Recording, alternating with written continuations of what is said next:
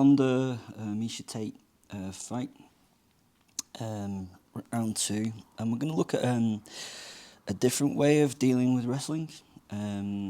Obviously, Ronda's got a judoka background, so we're going to see her dealing with a kind of switch onto a single leg from Miesha. But let's just go through it, and I'll try and not use too much technical talk. So what we're going to see is we're going to see Miesha draw out a jab, and she doesn't really change level too much at this point. She kind of just ducks.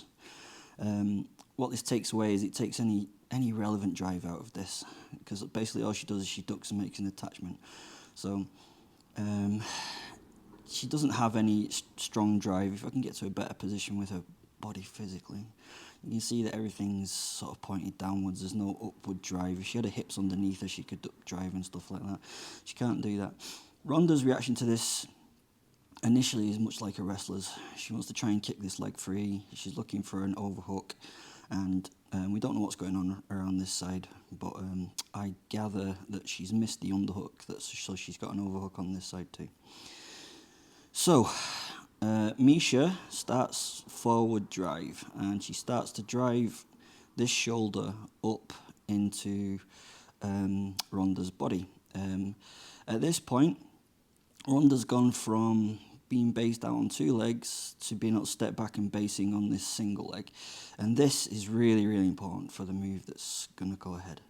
Miesha's driving up into the bread basket. She's doing everything correctly at this point.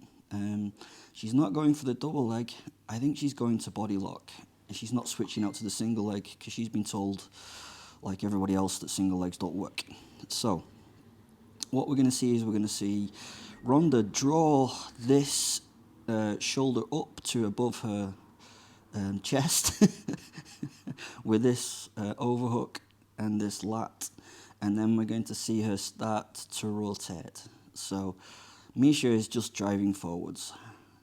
So we see Ronda bring the shoulder up, and as soon as she brings the shoulder up, she starts her rotation. Now, her point of balance is based on this foot, so she has some forward press against Miesha, and she's pulling her up. So the force of her forward pressure and this lift is what's dragging Miesha up Ronda's body. Now, Miesha's actually doing a very, very good job. Her hips are lower than Ronda's, so as a wrestler against a judoka, this is where we would really want to be.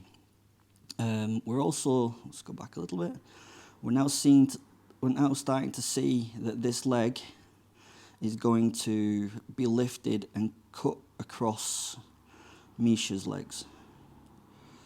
And as that leg cuts across, and as Ronda does her upper body rotation, she punches her left hip underneath Miesha as well. And she's still dragging Miesha up the body. Now, Miesha unknowingly is putting herself into this throw by her forward pressure. Okay? So she's driving her own body weight that is being lifted by Ronda. And this straight leg is what, I mean, judoka's balance is amazing. We see this straight leg go from that angle to here. Okay? So it's being lifted up, she's being lifted up, Ronda started her rotation, she started to look at the ground. She's now, with the other hand, grabbed onto the back of Miesha's tricep, and is pinning her arm, her forearm, to Miesha's arm, which is then pinned to the body. She's holding everything tight underneath her right arm so that that's all pinned in. This really becomes not very valuable in a second, but we can see with Miesha's forward drive that she actually loads herself up on Ronda's body. So now what we can see is that this is the balance point for both of their entire body weight. We go from not loaded up to now Miesha is loaded on that hip. See how she's loaded on that hip? Now normally, as a judoka, we'd want that hip right on top of this hip. But because Ronda is of a different class, just touching the inside of her hip with her backside and sticking a leg as a a pivot point for Misha's legs is what's going to do the business, all right? So we have the balance point, the center of gravity over here. And now all she's going to do is she's going to keep that rotation going. So we can see the upper body rotation going, trapping that bottom arm. And we're going to see her flick Misha over the top. Now, Misha at this point isn't really prepared or thinking about being thrown. What she feels is she feels that she can, well, there's two ideas here. She feels that she can probably get to a lap belt grip. Yeah? And you can see her take the lap belt grip there. And maybe she could get to that belt grip with her hips lower than Rhonda. She would have been able to stop this. If these hips would have been down here, she would have been able to stop that throw. But Rhonda, being such a good judoka, doesn't really need to get her hips right underneath her hips. Okay, the second argument for this could be that if Misha Tate grabs around the waist as she's being thrown, there is an opportunity for Misha to end up on Rhonda's back. So whatever one of those that you go for, I'd like to think that she was going for the body lock. But maybe she was responding to the throw and she was grabbing up her... Maybe it was that. I have no idea. So we're getting Misha loaded over Rhonda's single-legged base. So you can now see that everything is loaded on here. It's absolutely beautiful. And all she's going to do is she's going to maintain that rotation, that trapped arm, and she is going to... I mean, the timing here is phenomenal. This is an Olympic-level judoka. That leg is only lifted at the precise time that she wants to turn those hips over. Look at that. Watch the leg lift.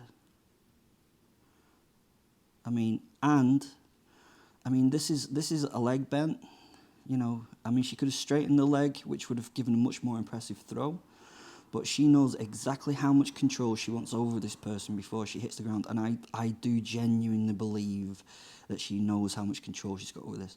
Also, look how much she's pivoted on this foot. She's had entire body rotation. It's beautiful. And Misha is doing the right thing here, locking onto the body in the hope that she could get to the back. But no, she gets absolutely slammed onto her head. It's absolutely beautiful takedown. Okay, so as she comes in, Rhonda's using her body weight and her forward drive to drag her hips, load her up onto her hips, and take her down. Amazing, amazing throw. I'm not going to go into whether it's a Sotogari or because someone told me off for being a judo snob, so I'm not going to do that. So, okay, it's just a different way of dealing with someone shooting on you, and she does this all the time. So if you can build it into game, go for it, honestly. Risks with it, having your back taken, okay? There are risks with it, so all depends on how much you want to risk it. Okay, cheers, bye.